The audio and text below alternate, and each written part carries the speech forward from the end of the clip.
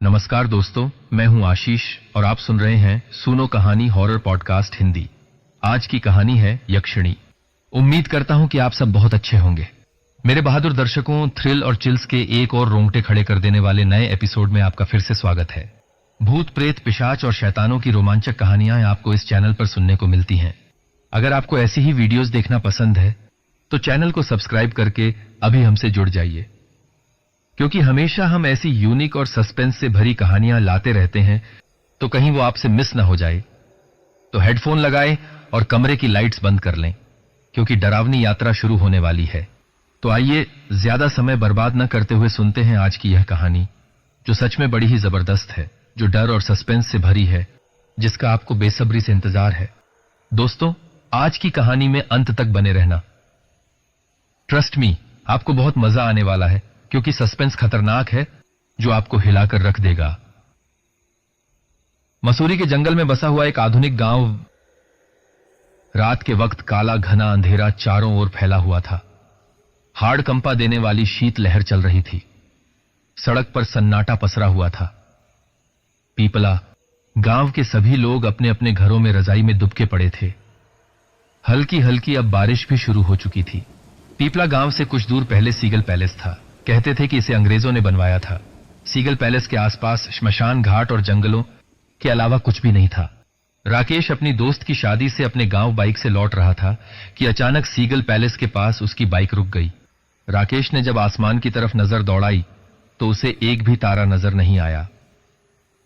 उसने आसपास नजर घुमाकर देखा तो सिवाय अंधकार के कुछ भी नजर नहीं आ रहा था। उसने मन ही मन कहा, भाग फंस गया मैं, अब इस बाइक का क्या करूं? ठंड भी बढ़ गई है और हल्की फुल्की बूंदाबांदी भी शुरू हो गई है। उसने जब घड़ी पर नजर डाली तो घड़ी रात के 2 बजा रही थी। अचानक राकेश की नजर सीगल पैलेस की खिड़की पर पड़ी। उसे वहां पर रोशनी नजर आई, जैसे कि वहां पर आग जल रही हो। इतनी रात गए यहां पर कौन हो सकता है? यहां तो कोई नहीं आता। हो सकता है कोई मेरी तरह रास्ते में फंस गया हो और सर्दी की वजह से उसने कुछ लकड़ियां जला ली हों। यह कहता हुआ राकेश अपनी बाइक वहीं खड़ी करके सीगल पैलेस की तरफ चल दिया। राकेश जैसे ही सीगल पैलेस के अंदर पहुंचा तो उसने देखा कि एक व्यक्ति आंखें बंद किए हुए बहुत धीमी आवाज में कोई मंत्र पढ़ रहा था। उस व्यक्ति ने अपने चारों तरफ लाल रंग का घेरा बना रखा था। मंत्र पढ़ते हुए वह बीच बीच में आग के ऊपर कुछ फेंक भी रहा था। उसके चेहरे पर एक अजीब सी शैतानियत सवार थी। उस व्यक्ति को देखकर राकेश अपनी आंखों पर यकीन नहीं कर पाया। उसे रहा नहीं गया और उसने चीख कर कहा, ये आप क्या कर रहे हैं? आपसे मना किया था ना, फिर भी आप अपनी हरकतों से बाज नहीं आए। आप जानते हैं आपकी इस हरकत से सर्वनाश हो सकता है। आपने अपने गंदे और घिनौने मकसद के लिए यह जगह चुनी है। किसी को इस पर शक भी नहीं होगा। कौन सोच सकता है कि कोई सीगल पैलेस के अंदर इस घिनौने काम को कर सकता है? इतना कहकर राकेश गुस्से में उस घेरे के अंदर घुस गया। तंत्र साधना में लीन उस व्यक्ति ने अचानक आंखें खोल ली। उसकी आंखों से लाल लाल दहकते अंगारे निकल रहे थे और उसका चेहरा किसी पिशाच से कम नहीं लग रहा था। यह सब देखकर राकेश के रोंगटे खड़े हो गए। उस व्यक्ति ने चिल्लाकर राकेश से कहा, मूर्ख, ये तूने क्या कर दिया? इस गोल घेरे के अंदर आकर तूने मेरी सिद्धि को खराब कर दिया। अब इसका नतीजा क्या निकलेगा मुझे भी नहीं पता। उस व्यक्ति ने इतना कहा ही था कि अचानक जलती हुई लकड़ियां बुझ गईं। अंदर जो थोड़ा गर्म माहौल था वह अचानक सर्दी में तब्दील हो गया। एक ठंडी तेज हवा का झोंका राकेश के गाल से टकराया। अंदर इतना घना अंधेरा हो गया कि राकेश और वह व्यक्ति एक दूसरे की शक्ल भी नहीं देख सकते थे। तभी उस व्यक्ति की चीख राकेश के कानों में टकराई। राकेश अपनी पूरी ताकत लगाकर वहां से भागने लगा। वह सीगल पैलेस के बाहर पहुंचा ही था कि उसने बाहर किसी को खड़ा पाया। आसमान अब बिल्कुल साफ हो चुका था। तारे निकल रहे थे और चांद अपने पूरे शबाब पर था। राकेश के सामने एक बेहद सुंदर लड़की खड़ी थी। उसके होंठ सुर्ख गुलाबी थे। काली साड़ी में वह युवती किसी अप्सरा से कम नहीं लग रही थी। राकेश उसे देखकर सब कुछ भूल गया और उसकी खूबसूरती में सम्मोहित सा होता जा रहा था।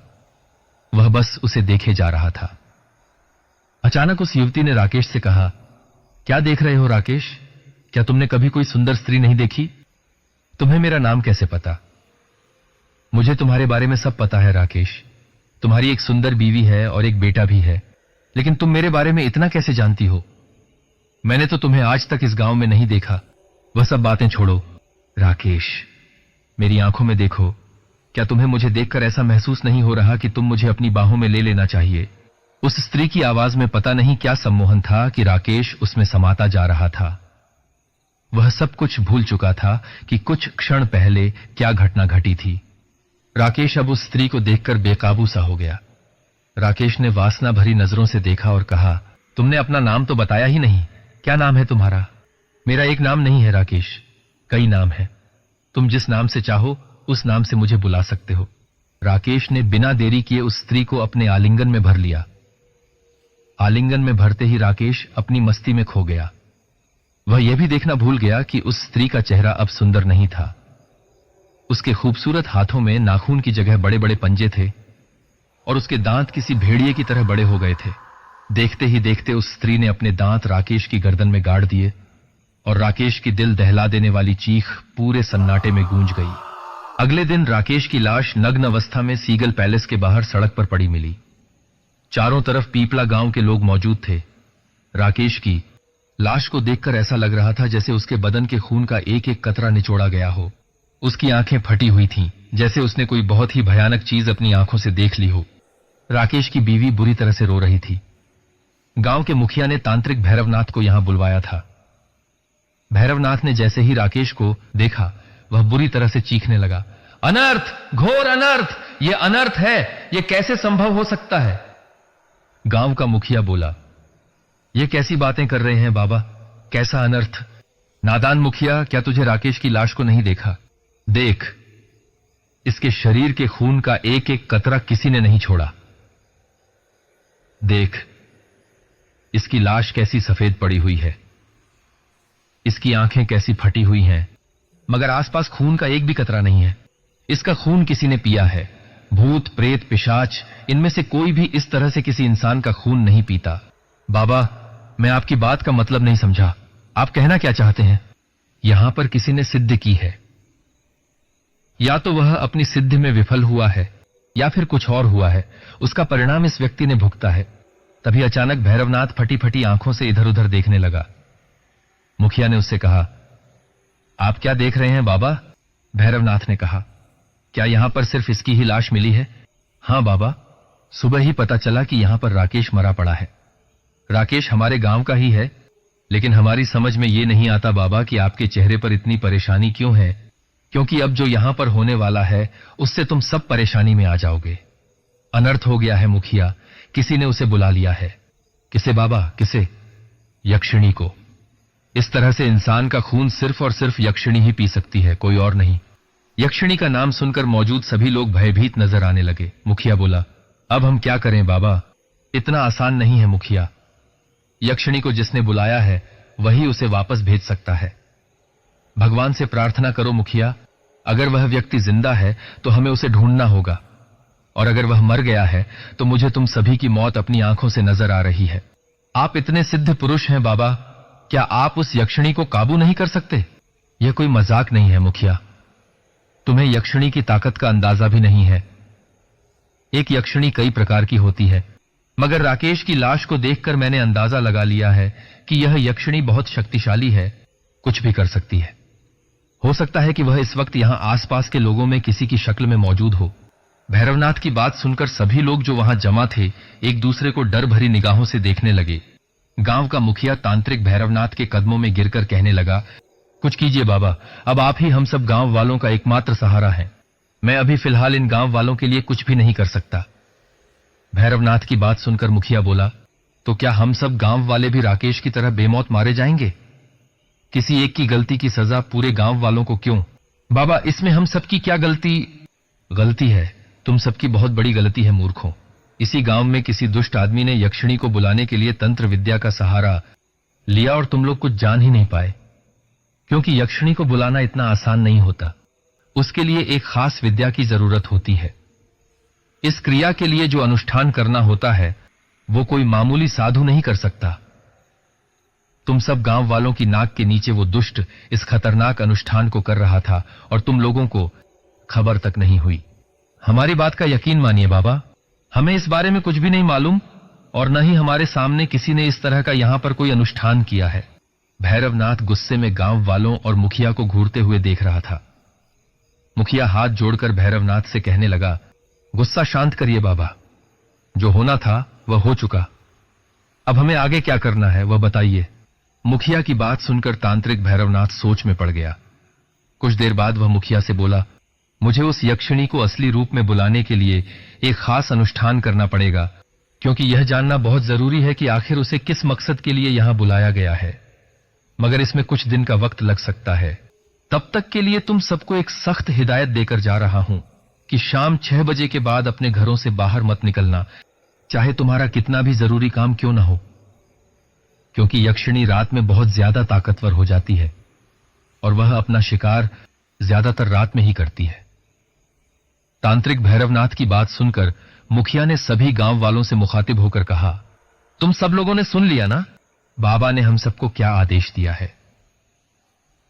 शाम 6 बजे के बाद कोई भी अपने घर से बाहर ना निकले, चाहे उसे कितना भी जरूरी काम क्यों ना हो।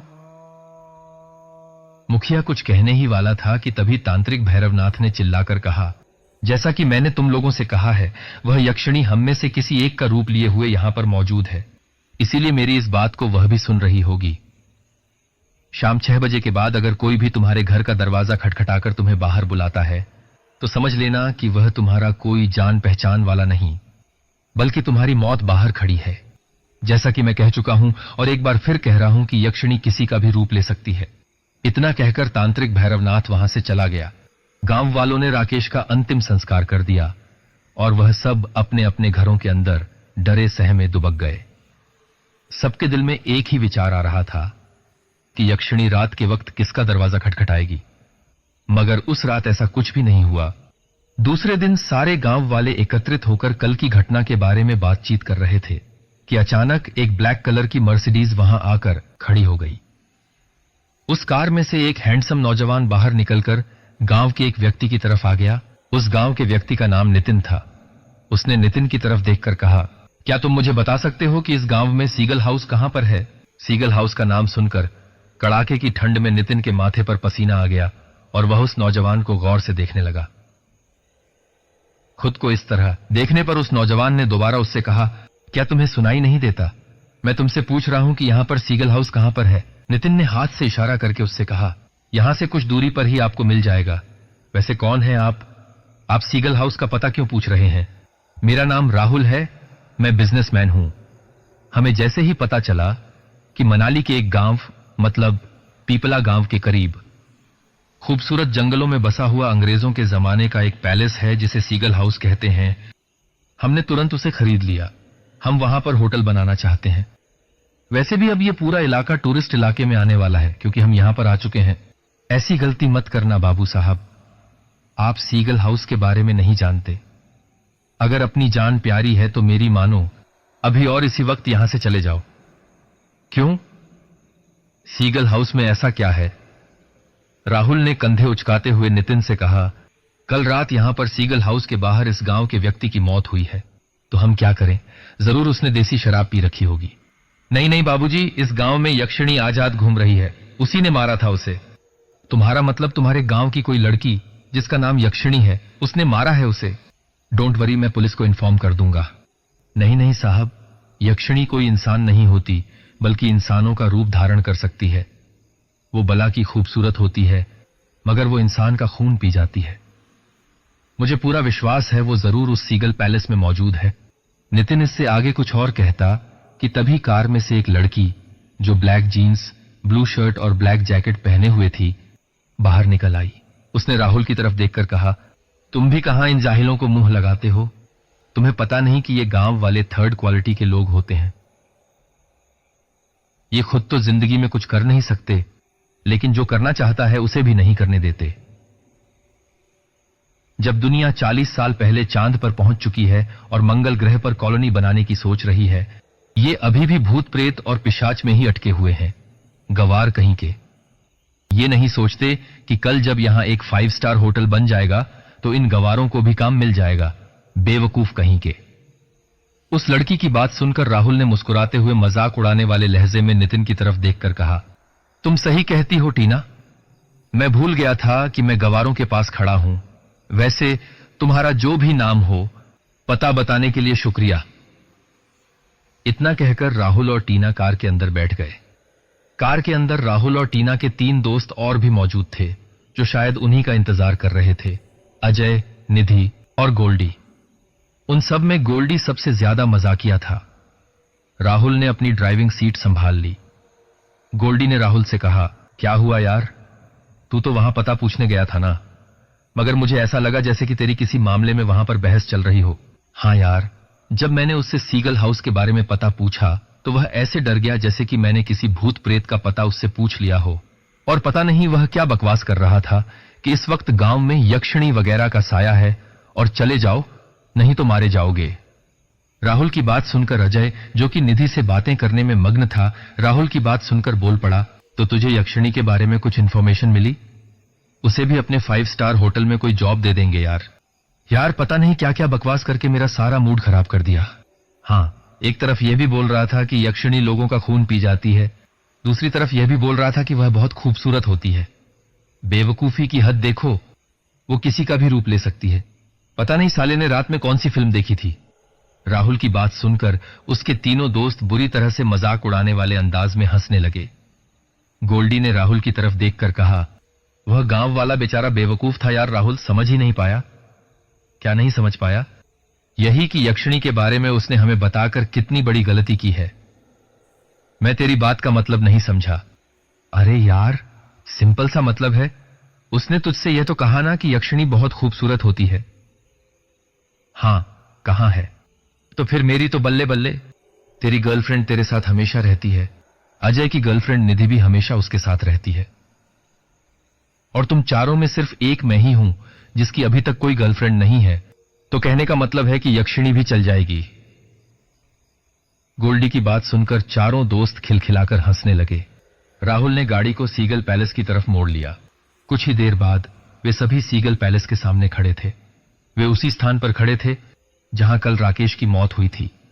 इतने आलीशान पैलेस को देखकर टीना ने आश्चर्यचकित होकर कहा, वाह राहुल, कितनी खूबसूरत कोठी है। मुझे अभी भी अपनी आंखों पर विश्वास नहीं हो रहा। तुम्हारे दिमाग का जवाब नहीं है राहुल।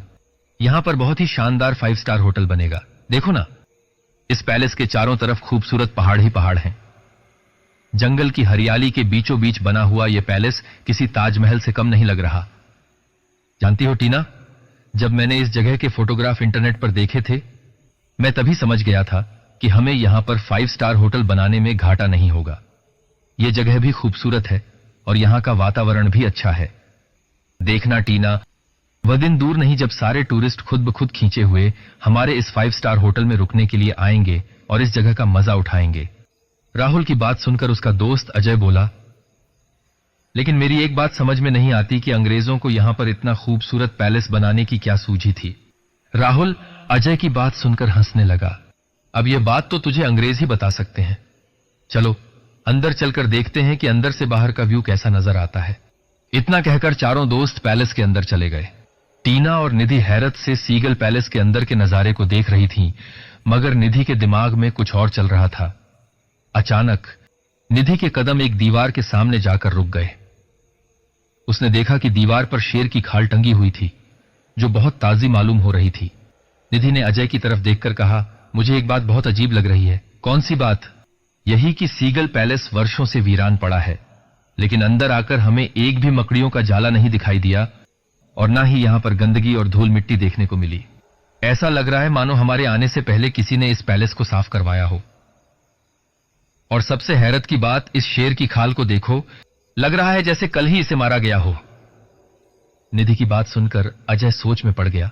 शायद तुम्हारा यह सोचना सही है निधि, मेरे भी दिमाग में यही बात काफी देर से चल रही है।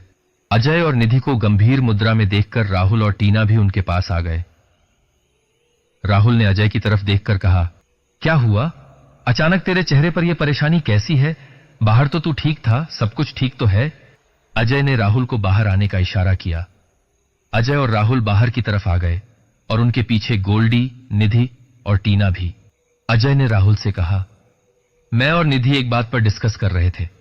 राहुल, पहले एक बात बता, तूने इस पैलेस के फोटोग्राफ देखे थे ना? हाँ, देखे थे। तो क्या उन फोटोग्राफ्स में भी ये पैलेस अंदर से साफ सुथरा ही नजर आ रहा था? अजय की बात सुनकर राहुल, जो अब तक मजाक के मूड में था, थोड़ा गंभीर हो गया और उसने अजय की तरफ देखकर कहा, हाँ यार, तू सही कह रहा है। इस बात पर तो हम लोगों ने गौर ही नहीं किया। यह पैलेस तो वर्षों से वीरान पड़ा है और इसके मालिक ने मुझे बताया था कि यहां पर सालों से कोई नहीं रहता। यह बहुत समय तक शराबियों और जुआरियों का अड्डा बना रहा है। तो फिर हमारे यहां पर आने से पहले इसकी सफाई किसने करवाई? अजय की बात पर टीना ने कहा, मुझे लगता है तुम सब लोगों का दिमाग खराब हो गया है। अरे यार, लॉजिकल बात है कि राहुल ने यह पैलेस कुछ दिनों पहले ही खरीदा है। 50% रकम राहुल इस पैलेस के मालिक को दे चुका है और 50% रकम देने की बात राहुल ने इस पैलेस को देखने के बाद की कही थी। हो सकता है कि उसने हमारे यहां पर आने से पहले इस पैलेस की सफाई करवाई हो। टीना की बात सुनकर चारों लोग खुश हो गए। सबके चेहरों से टेंशन एकदम गायब हो गई। अजय और राहुल दोनों एक दूसरे को देखकर मुस्कुराने लगे। अजय ने निधि की तरफ देखकर कहा, इतनी सी बात हमारी समझ में ही नहीं आई। टीना, तुम वाकई समझदार हो, राहुल की गर्लफ्रेंड जो ठहरी। अजय की बात सुनकर निधि ने छिड़कर अजय से कहा, तो तुम यह कहना चाहते हो कि मैं समझदार नहीं हूं? मुझे जो लगा वह मैंने बता दिया। अरे, तो इसमें इतना नाराज होने की क्या बात है? अजय की बात सुनकर राहुल बोल पड़ा, तुझसे कितनी बार कहा है कि अपनी गर्लफ्रेंड के सामने दूसरे की गर्लफ्रेंड की तारीफ मत किया कर। लड़कियां इस मामले में बहुत ज्यादा गंभीर होती है। गोल्डी, जो बहुत देर से उन सब की बातें सुन रहा था, बोल पड़ा, अब तुम लोग यहां पर इन बातों पर चर्चा ही करते रहोगे या फिर यह भी सोचोगे कि खाने का इंतजाम कैसे किया जाए? हमें यहां कुछ दिन बिताने हैं। मुझे तो बहुत जोर से भूख लगी है और चाय की भी बहुत ज्यादा तलब महसूस हो रही है। गोल्डी की बात सुनकर सभी उसकी बात से सहमत हो गए। राहुल ने कहा, हां, बात तो तेरी सही है, इस बारे में तो हमने सोचा ही नहीं। गोल्डी ने कहा, इससे अच्छा तो यार हम शहर से कोई काम वाली बाई पकड़ लाते, कम से कम हमें खाना तो खिला सकती थी।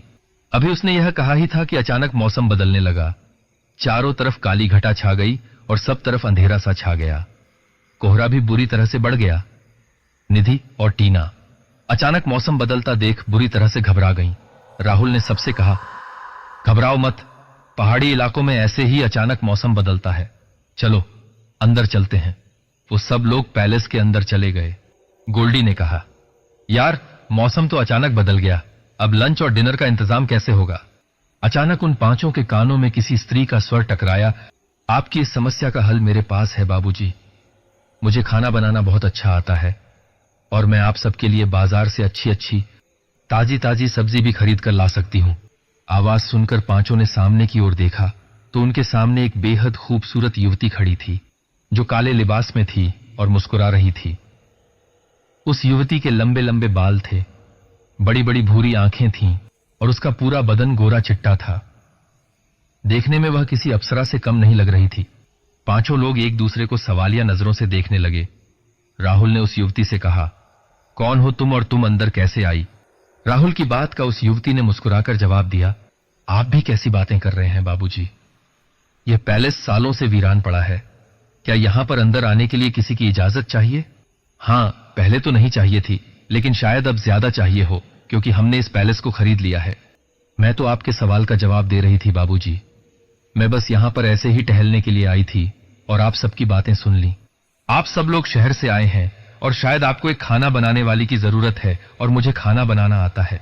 उस युवती की बात सुनकर अजय ने उसकी तरफ देखकर कहा, तुम्हारे आने की आहट हमें क्यों नहीं सुनाई दी?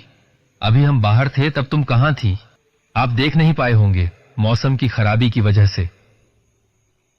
उस युवती की बात सुनकर अजय सोच में पड़ गया और कुछ देर बाद बोला, लेकिन तुम हम सबके लिए खाना क्यों बनाओगी? ये गांव है बाबूजी, हम गरीब लोग हैं, इसी बहाने मुझे कुछ पैसे मिल जाएंगे। गोल्डी लगातार उस युवती को देख रहा था। उसकी नजर उस पर से हट ही नहीं रही थी और उसकी इस हरकत को उसके दोस्त भी महसूस कर रहे थे। राहुल ने उस युवती से कहा, तुम्हारा नाम क्या है? मेरा नाम मोहिनी है बाबूजी और मैं यहीं पीपला गांव की रहने वाली हूं। हम तुम्हारी बात क्यों माने? खाना तो हम यहां किसी भी गांव वाली से बनवा सकते हैं। आपके लिए कोई खाना नहीं बनाएगा बाबूजी। आपने यहां आते समय देख ही लिया होगा, गांव वाले आपसे कह रहे थे कि यहां से चले जाओ, वरना यक्षिणी आपको मार डालेगी। उस युवती की बात सुनकर पांचों दोस्त एक दूसरे को देखने लगे। राहुल ने कहा, हाँ हाँ, मुझे याद आया, गांव के एक व्यक्ति ने मुझसे यह बात कही थी, लेकिन तुम उस वक्त कहां थी? मैं वहीं आसपास मौजूद थी। थोड़ी भीड़ थी ना, आप देख नहीं पाए। वैसे एक बात बोलूं बाबूजी? हाँ बोलो। एक तो मैं आपकी मदद के लिए तैयार हूं, और बदले में आप जो खुशी से देंगे वह मैं रख लूंगी।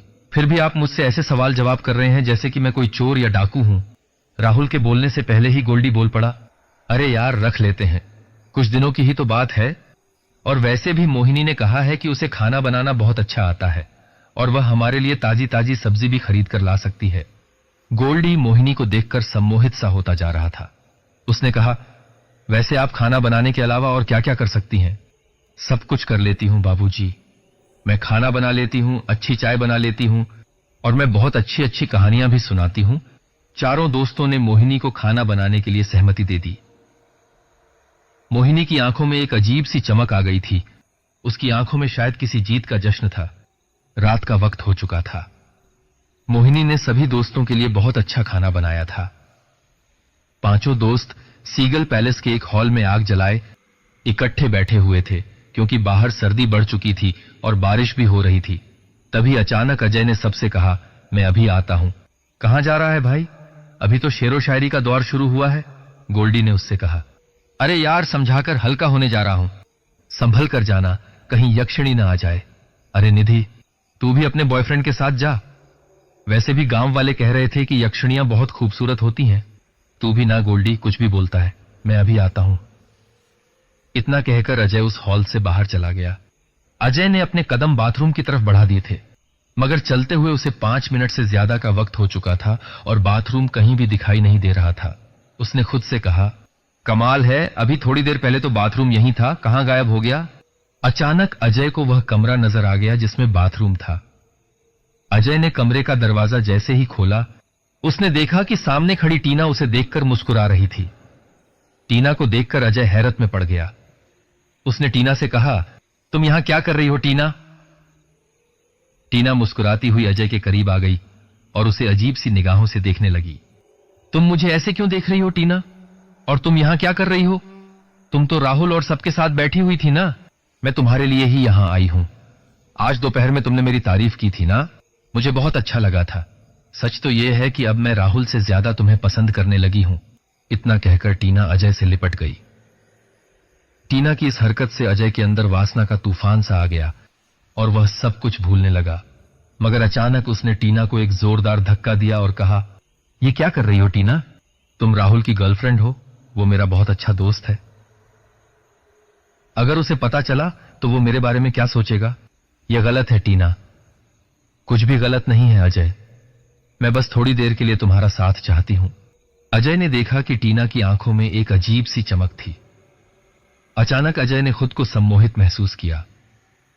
टीना फिर से उससे लिपट गई और अजय सब कुछ भूल गया।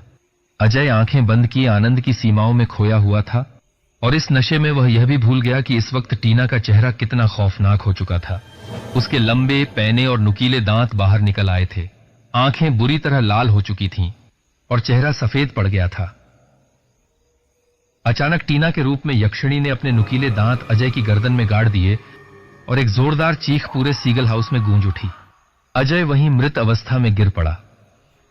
यक्षिणी ने उसके जिस्म का एक एक कतरा खून निचोड़ लिया और होठ साफ करती हुई अचानक गायब हो गई। अजय की चीख उसके दोस्तों तक पहुंच गई। अजय की चीख सुनकर चारों लोग एक दूसरे को देखने लगे। राहुल ने गोल्डी से कहा, यह तो अजय की आवाज थी गोल्डी, हमें तुरंत जाकर देखना चाहिए। गोल्डी ने राहुल से कहा, तू एक काम कर, यहीं रुक, मैं देख कर आता हूं। निधि और टीना के पास तेरा होना भी जरूरी है। इतना कहकर गोल्डी हॉल से बाहर निकल गया और उस दिशा की ओर दौड़ने लगा जहां से अजय की चीख आई थी। वह दौड़ता हुआ उस कमरे तक पहुंच गया जहां कुछ देर पहले अजय की चीख आई थी। गोल्डी ने जैसे ही कमरे का दरवाजा खोला, वहां सन्नाटे के सिवा कुछ नहीं था। गोल्डी हक्का बक्का इधर उधर देखने लगा। तभी उसकी नजर छत पर पड़ी। छत का नजारा देखकर गोल्डी का खून जम गया। उसे ऐसा महसूस हुआ कि उसका दिल बाहर निकल जाएगा। उसने देखा कि छत पर मोहिनी छिपकली की तरह चिपकी हुई थी और गोल्डी को खा जाने वाली नजरों से देख रही थी। उसके बाल जमीन तक आ रहे थे। उसका शरीर इंसानों जैसा था, मगर चेहरा छिपकली जैसा हो गया था। गोल्डी ने पूरी ताकत से चीखना चाहा, मगर अचानक मोहिनी तेजी से आकर उसका मुंह दबा लिया। जैसे ही उसने मुंह खोला, उसके बड़े बड़े दांत फिर से निकल आए और उसने गोल्डी की गर्दन पर गाड़ दिए। कुछ ही देर में उसने गोल्डी के शरीर का सारा खून पी लिया और गोल्डी वहीं मृत अवस्था में गिर पड़ा। राहुल, टीना और निधि काफी देर तक गोल्डी का इंतजार करते रहे। टीना ने राहुल से कहा, गोल्डी अभी तक नहीं आया। राहुल, उसे गए हुए काफी वक्त हो गया है। मुझे कुछ गड़बड़ लग रही है। कहीं ऐसा तो नहीं कि हमने गांव वालों की बात का मजाक उड़ाकर अच्छा नहीं किया? कहीं उनकी बातों में सच्चाई तो नहीं? नहीं टीना, ऐसा मत सोचो। हो सकता है अजय ने हमें डराने के लिए यह सब किया हो, और गोल्डी तो तुम जानती ही हो, शायद वह भी हमें डराने की कोशिश कर रहा हो और इसी वजह से वह अब तक यहां नहीं आया। राहुल की बात का निधि ने जवाब दिया, लेकिन पता नहीं राहुल, मुझे बहुत डर लग रहा है। गोल्डी के मजाक को तो जानती हूं, लेकिन अजय ऐसा नहीं करता, ये तुम भी जानते हो। और वो लड़की मोहिनी, वह अचानक कहां गायब हो गई? अरे यार, वह गांव की लड़की है, अपने घर चली गई होगी। निधि की बात सुनकर राहुल भी परेशानी में पड़ गया और गहरी सोच में डूब गया। तभी अचानक उन तीनों के कानों में गोल्डी की आवाज टकराई। यक्षिणी गोल्डी के रूप में उनके सामने खड़ी थी। लगता है तुम तीनों डर गए। हम तुम्हें डराने के लिए ही यह सब कुछ कर रहे थे। इतना कहकर यक्षिणी गोल्डी के रूप में हंसने लगी। गोल्डी को देखकर राहुल की जान में जान आई, मगर टीना उसे अजीब नजरों से देख रही थी। उसे गोल्डी का बर्ताव कुछ अजीब लग रहा था। यक्षिणी ने गोल्डी के रूप में बड़ी चालाकी से राहुल से कहा, इन दोनों के चेहरे देखो राहुल, कैसे डरे हुए हैं। वह सब तो ठीक है, लेकिन अजय कहां है? वह बेवकूफ तो अभी तक यही समझ रहा है कि वह भी तुझे डराने के लिए दूसरे कमरे में छुपा हुआ है। चल, एक काम करते हैं, आज हम दोनों अजय को उल्टा डराते हैं। हम लोगों को डराने का आइडिया तेरा ही था ना? नहीं राहुल, आइडिया तो अजय का था। तुझे याद नहीं है, हम सबको डराने के लिए सबसे पहले वही चीखा था। चल मेरे साथ, आज मैं इस अजय की खबर लेता हूं। इतना कहकर राहुल गोल्डी के साथ चलने लगा। राहुल इस बात से बेखबर था कि वह जिसके साथ चल रहा था वह दोस्त गोल्डी नहीं बल्कि एक यक्षिणी थी। थोड़ी ही देर में राहुल उसी कमरे में आ गया जहां कुछ देर पहले गोल्डी और अजय मरे थे। राहुल ने गोल्डी की ओर देखते हुए कहा, यहां तो मुझे अजय कहीं नजर नहीं आ रहा। जैसे ही राहुल की निगाह गोल्डी पर पड़ी, वह हक्का बक्का रह गया। उसके पैर जम से गए और उसके चेहरे पर खौफ के साए लहराने लगे। राहुल ने देखा कि उसके सामने गोल्डी की जगह मोहिनी खड़ी थी, जो उसे देखकर मुस्कुरा रही थी। मगर इस वक्त मोहिनी की आंखें बिल्कुल लाल थीं और उसके बाल जमीन तक आ रहे थे। उसकी जुबान और चेहरा भयानक काले हो गए थे। राहुल ने डरते हुए कहा, तुम तो मोहिनी हो, जिसने हमारे लिए कुछ देर पहले खाना बनाया था। मोहिनी? मोहिनी नहीं, बेवकूफ यक्षिणी। तुम इंसान कितने बेवकूफ होते हो, कितनी आसानी से मेरे झांसे में आ गए। मेरे दोस्तों का क्या हुआ? राहुल ने जैसे ही पूछा, यक्षिणी जोर जोर से हंसने लगी और अचानक वह दीवार के ऊपर फिर से चिपक गई और उसका चेहरा फिर से छिपकली जैसा हो गया। राहुल का चेहरा सफेद पड़ गया। मैंने उन दोनों को मार डाला है, बेवकूफ इंसान। अब तू भी मरने के लिए तैयार हो जा। तेरे दोस्तों के बाद अब तेरी बारी है। मुझे छोड़ दो, मुझे माफ कर दो, हमें यहां से जाने दो प्लीज। यह तो किसी भी हाल में मुमकिन नहीं है। यक्षिणी की आंखों के सामने कोई इंसान मौजूद हो, यक्षिणी उसका खून पिए बगैर नहीं रहती। तुझे याद नहीं, गांव वाले ने तुझे चेतावनी दी थी और कहा था कि यक्षिणी हर रूप बदल सकती है। देख, तूने खुद अपनी आंखों से देख लिया। अब अगर मैं तुझे यहां से जाने दूंगी तो तू यह सारी बातें गांव वालों को बताएगा और वे चौकस हो जाएंगे। इसलिए तेरा मरना बहुत जरूरी है, बेवकूफ इंसान। जब तुम सब यहां आए थे तो तुमने इतना भी नहीं सोचा कि इस पूरे पैलेस की साफ सुथराई किसने करवाई है। तुम तभी भाग सकते थे। इस पूरे पैलेस की साफ सुथराई मैंने ही की थी, तुम्हारे यहां पर चिताएं जलाने के लिए। इतना कहकर यक्षिणी राहुल के ऊपर कूद पड़ी और उसकी एक जोरदार चीख रात के सन्नाटे में गूंज गई। कुछ ही देर में यक्षिणी ने राहुल के शरीर का एक एक कतरा खून पी लिया और यक्षिणी जोर जोर से हंसने लगी। राहुल की चीख की आवाज टीना और निधि तक पहुंची। निधि ने टीना से कहा, यह सब क्या हो रहा है टीना? यह तो राहुल की चीखने की आवाज थी। और साथ में किसी लड़की के हंसने की आवाज भी आई है। और वह लड़की मोहिनी भी अचानक कहां गायब हो गई। कहीं ऐसा तो नहीं कि गांव वाले सही कह रहे थे? तुम सही कह रही हो निधि, शायद गांव वालों की बातों में सच्चाई है। हम बहुत बड़ी मुसीबत में हैं। तुमने देखा नहीं था टीना, जब गोल्डी दोबारा यहां आया था तो उसका बिहेवियर अजीब सा था। वह किसी भी एंगल से गोल्डी नहीं लग रहा था। लेकिन अब हम क्या करें टीना? तभी उनके कानों में किसी औरत की आवाज टकराई। उस आवाज में एक सा भारीपन था। निधि और टीना घबराकर खड़ी हो गईं। उनके पास रखी लकड़ियां बुझ गईं। निधि ने चिल्लाते हुए टीना से कहा, यह क्या हो रहा है टीना? अब हम दोनों क्या करें? ये लकड़ियां कैसे अचानक बुझ गईं? कुछ तो गलत हो रहा है टीना, ये सब सामान्य नहीं है। निधि, मुझे लगता है कि इस वक्त हमें अपनी जान बचानी चाहिए। हमें यहां से भागना चाहिए।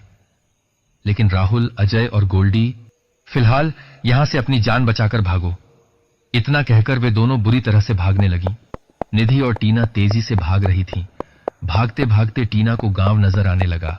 उसने हांफते हुए निधि से कहा, वह देख निधि, सामने पीपला गांव है। हमें गांव वालों की मदद लेनी होगी। तू सही कहती है टीना, और तेज भाग। टीना और निधि गांव के एक घर के दरवाजे को बुरी तरह खटखटाने लगी। वह घर किसी और का नहीं, नितिन का था, जिसने उन्हें चेतावनी दी थी। लेकिन उस वक्त टीना ने उसका मजाक उड़ाया था। टीना बुरी तरह से चीख रही थी, प्लीज मदद करो, दरवाजा खोलो, नहीं तो हमें भी मार डालेगी। नितिन उस वक्त जाग रहा था। उसकी पत्नी उस समय वहां मौजूद नहीं थी और वह अकेला था। जैसे ही उसने दरवाजा खोलने के लिए हाथ बढ़ाया, बाबा की चेतावनी उसके दिमाग में दौड़ गई। वह सोच में पड़ गया। लेकिन टीना और निधि की लगातार दर्द भरी आवाज नितिन के कानों में टकरा रही थी और उसके अंदर की इंसानियत उसे दरवाजा खोलने के लिए बार बार प्रेरित कर रही थी। नितिन ने दरवाजा खोल दिया। दरवाजा खुलते ही एक झटके में टीना और निधि हांफती हुई घर के अंदर आ गईं। नितिन ने दरवाजा बंद कर दिया और उन्हें एक कमरे में ले गया। नितिन ने कहा, क्या हुआ तुम दोनों के साथ? तुम लोग इतनी घबराई हुई सी क्यों हो? कौन तुम्हें मार डालेगी? टीना ने नितिन को देखकर पहचान लिया कि उसने कल नितिन का ही मजाक उड़ाया था। नितिन की बात का टीना ने जवाब दिया, वही यक्षिणी। कल तुमने जो कुछ भी हमें बताया था वह सब सच था। गलती हमारी है। हमें तुम्हारी बात पर यकीन कर लेना चाहिए था। तुम्हारी बात पर यकीन नहीं करने की सजा हमें भगवान ने कितनी बड़ी दी। हमारे तीनों दोस्त मारे गए हैं। उसने हमारे सब दोस्तों को मार डाला है। वह हमें भी जिंदा नहीं छोड़ेगी। तुम लोग घबराओ नहीं। अब तुम लोग मेरे घर में आ चुकी हो। वैसे तुम्हारे साथ क्या हुआ था? नितिन की बात सुनकर टीना ने एक ही सांस में सारी बात बता दी। नितिन उन दोनों की बात सुनकर सोच में पड़ गया और उसने टीना से कहा, लेकिन मेरी एक बात समझ में नहीं आती। उसने तुम दोनों को क्यों जिंदा छोड़ दिया? अजीब बात करते हो तुम। शायद हम बड़ी मुश्किल से उसके चंगुल से बचकर यहां पर आए हैं। जैसे ही टीना ने ये शब्द कहे, अचानक कोई नितिन के घर का दरवाजा जोर जोर से फिर से खटखटाने लगा। नितिन ने उनकी ओर देखते हुए कहा, अब कौन है? नितिन ने यह कहा ही था कि अचानक टीना और निधि के कानों में राहुल की आवाज टकराई। टीना, दरवाजा खोलो यार, हम सब तुम्हें डरा रहे थे। बाहर आ जाओ, हम बाहर खड़े तुम्हारा इंतजार कर रहे हैं। राहुल की आवाज सुनकर टीना चौंक गई और निधि की तरफ देखने लगी। तभी अजय की आवाज भी निधि के कानों में टकराई, निधि प्लीज बाहर आ जाओ, प्लीज। यह सिर्फ एक मजाक था। हमें पता है कि तुम इस घर में हो। हम तुम्हारे ही पीछे थे, बस तुम देख नहीं पाई। टीना और निधि दोनों एक दूसरे के चेहरे को देखने लगीं। वे जिस कमरे में थीं, वहां एक बड़ी सी खिड़की भी थी। टीना और निधि धीरे धीरे कदम बढ़ाकर उस खिड़की के पास आ गईं। उन्होंने देखा कि राहुल और अजय बाहर खड़े हुए थे और उनके साथ गोल्डी भी था। टीना ने निधि से कहा, कहीं वाकई में ये लोग हमसे मजाक तो नहीं कर रहे थे और हम सचमुच डर गए हों? मुझे भी कुछ कुछ ऐसा ही लगता है। तभी गोल्डी की आवाज उनके कानों में टकराई, अब देर मत करो, टीना और निधि बाहर आ जाओ। हम वादा करते हैं कि हम आज के बाद तुम्हें परेशान नहीं करेंगे, प्लीज। गोल्डी की आवाज सुनकर उनके चेहरे खिल उठे। टीना ने निधि से कहा, यह वाकई हम लोगों को डरा ही रहे थे और हम थे कि डर गए थे। टीना और निधि ने अपने कदम दरवाजा खोलने के लिए बढ़ाए ही थे कि तभी नितिन की चेतावनी उनके कानों में टकराई, दरवाजा खोलने की सोचना भी मत। तुम दोनों ने खुद कहा था कि तुम्हारे दोस्त मर चुके हैं। नितिन की बात का टीना ने जवाब दिया, हां, लेकिन हो सकता है कि वे हमसे मजाक कर रहे हों। हमें कोई गलतफहमी हुई हो। बाहर खुद मैंने अभी उन तीनों को देखा है। वे लोग खड़े हुए हैं। नितिन इससे पहले कुछ कहता, टीना और निधि दरवाजा खोलकर बाहर आ गईं। मगर जैसे ही वे दरवाजा खोलकर बाहर आईं, वहां सिर्फ सन्नाटा पड़ा था। वहां कोई मौजूद नहीं था, सिवाय एक खूबसूरत स्त्री के, जो इस वक्त बहुत सुंदर नजर आ रही थी। लेकिन देखते ही देखते उस स्त्री ने विकराल रूप ले लिया। अचानक उस स्त्री के बाल जमीन तक आने लगे और उसकी आंखों का रंग लाल हो गया। उसका चेहरा पूरी तरह से काला पड़ गया और उसकी जीभ बहुत लंबी हो गई। टीना और निधि इससे पहले कुछ समझ पाती, अचानक उस स्त्री ने अपनी जीभ के जरिए टीना को बुरी तरह से जकड़ लिया। टीना चीखने की कोशिश कर रही थी, लेकिन उसकी आवाज नहीं निकल रही थी। उसका दम पूरी तरह से घुटने लगा। देखते ही देखते टीना का शरीर ऐसा हो गया जैसे उसके शरीर में खून ही ना हो और उसका शरीर बेजान होकर धरती पर गिर पड़ा। नितिन और निधि फटी फटी आंखों से इस नजारे को देख रहे थे कि अचानक यक्षिणी ने टीना की ओर देखा।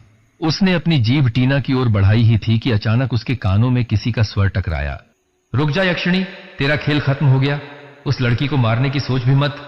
उस व्यक्ति की आवाज सुनकर यक्षिणी ने गुस्से से पीछे मुड़कर देखा तो उसके सामने बाबा भैरवनाथ हाथ में त्रिशूल लिए खड़ा था और उसे क्रोधित आंखों से देख रहा था।